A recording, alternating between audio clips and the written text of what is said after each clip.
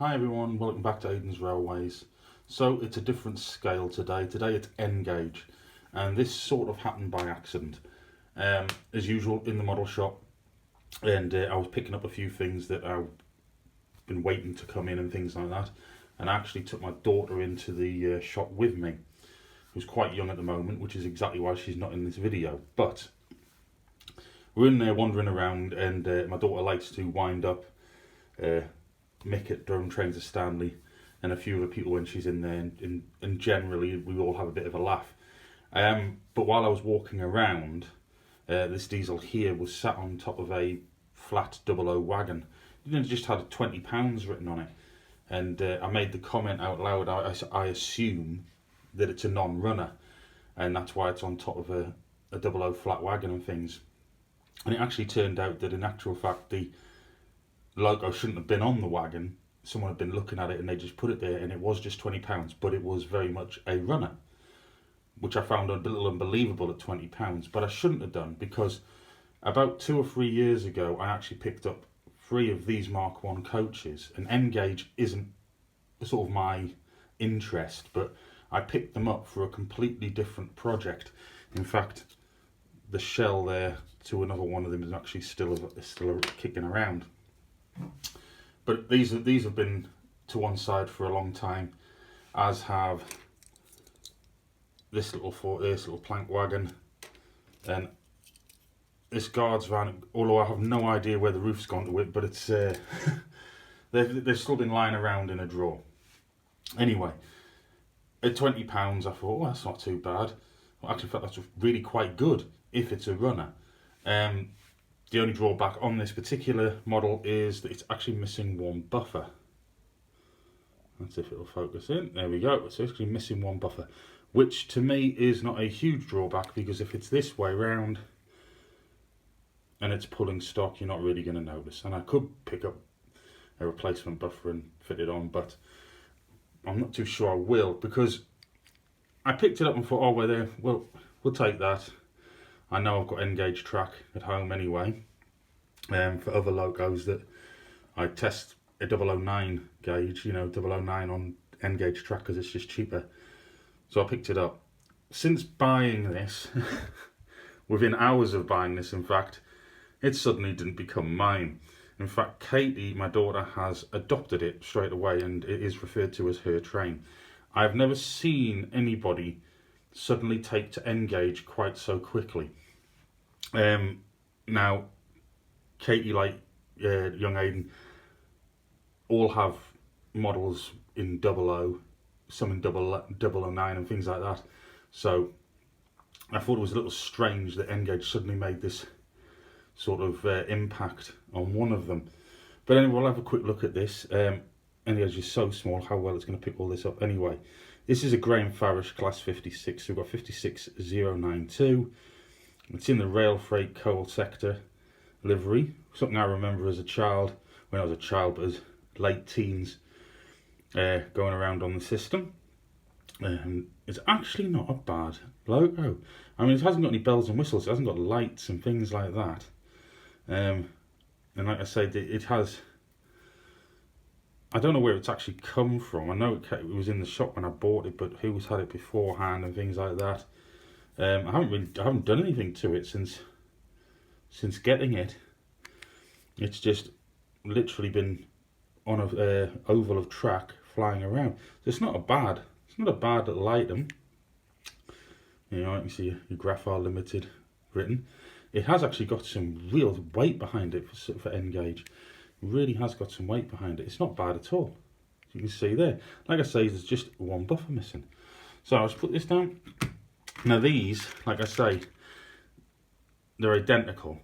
There's nothing flashed. They've got marks on them and things like that. They were never bought to be used as N gauge.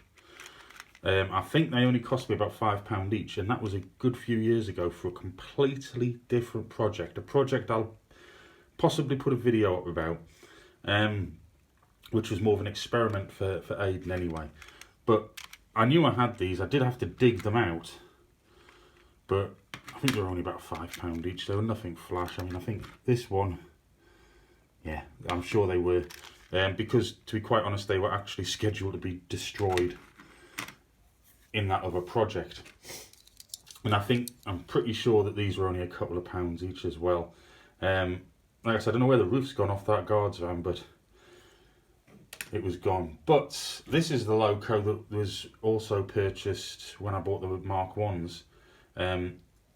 It's another Graham Farish N-gauge thing, and I only wanted the chassis off this. That's all I wanted it for. It's got a metal cast body shell, and if you look carefully, you'll actually see part of the chimney's actually missing. So this was only, I'd be lucky if this was about £10 or £15 when I bought it, but it was never designed. I'd never ever bought it with the intention of it being used, if you know what I'm saying, for what it is. However, it has come out of the drawer and has recently been used because of the fascination that Katie has had with this. So it's took a while to have some N-gauge, I suppose. You work that out, there's 30 quid in front of you, but N-gauge is really quite expensive as far as I'm concerned. It's wonderful stuff, but it's very expensive, and you can have a lot more for your size in a layout, but it is just so expensive. And I think that's possibly why it isn't quite as popular as, say, 00, which is mass produced by many different manufacturers and things like that. I really do think the cost or the visual, what you get size wise for your price is quite a big difference. And I have been told now that when we're at model train and collectors fairs that we're going to have to look out for some N-gauge rolling stock to go with these. Anyway, what I'll do is I'm going to leave you with some video footage at the end of this video, just of the actual other day when it was purchased and having it run. It's not the quietest of runners, it's not incredibly noisy, but then this camera phone and things like that will pick up quite a lot of audio from so it isn't really noisy, but it might sound it on the video, I'm not too sure.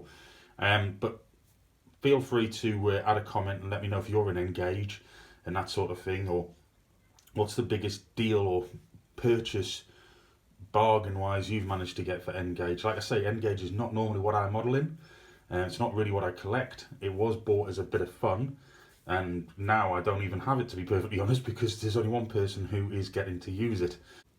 Like I've said before in other videos, if you like the content in this video, give it a thumbs up. You don't have to. Certainly comment. Let me know, are you N-gauge, or are you getting into N-gauge? Have you had it before and got rid of it all and moved to a different scale? All that kind of thing. What's the best bargain you've ever had? You know, what's the most you've paid for an N-gauge locomotive or rolling stock, and that sort of thing.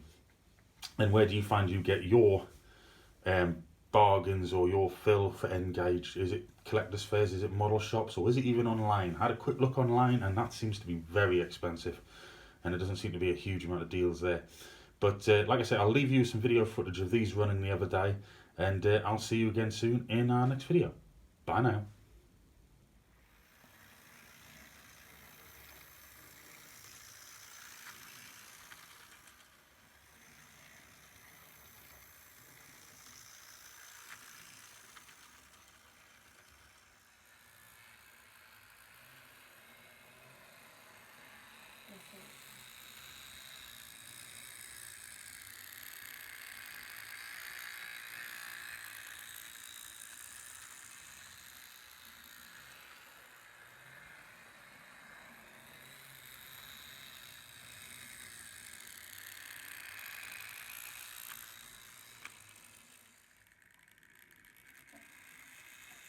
I think that's fast.